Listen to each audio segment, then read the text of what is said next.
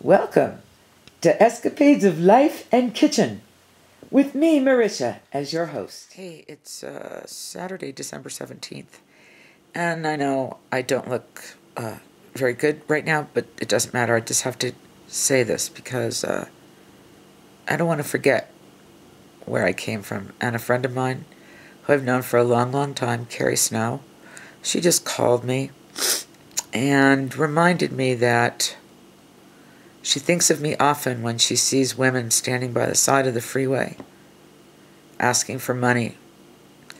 Because there was a time not that long ago when I said to her that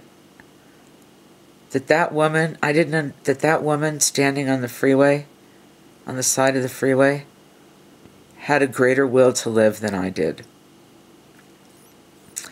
And Carrie just told me that she's never forgotten when I told her that I couldn't understand why I had no will to live. And there was that woman with nothing. Well, I had nothing also. But there she was, wanting to live, wanting to find a way, standing at the freeway on-ramp, begging people for assistance so that she could continue to live. And that's her life. But she had more of a will to live at that time than I did. I just can't get over that. But I remember that time. I remember that time really well because it wasn't that long ago when the depression was so dark and so overwhelming that I was blind. I could see no future. It's really remarkable that I'm still here. And it's probably good that Carrie just reminded me how far I've come. Wow. Alrighty, so remember how, I think it was last week, we had the lighting of Ledoux, which many of you have tuned into and checked out. Hope you enjoyed it.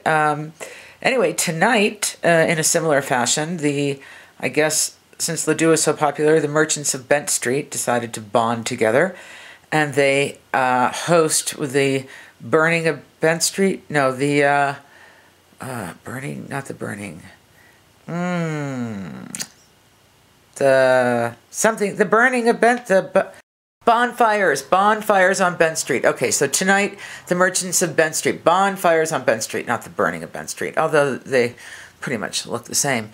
More fairly to lighting, people come out, merchants hope to do business, but it's highly unlikely. It's been a very depressing year here in Taos economically, and everybody's feeling it. It's a very kind of a sad time.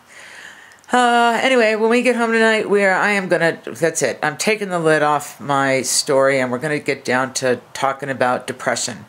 That most taboo subject still that people just don't really want to come out and talk about. Well, I suffered from depression all my life, and I didn't really realize what it was until I was about 52.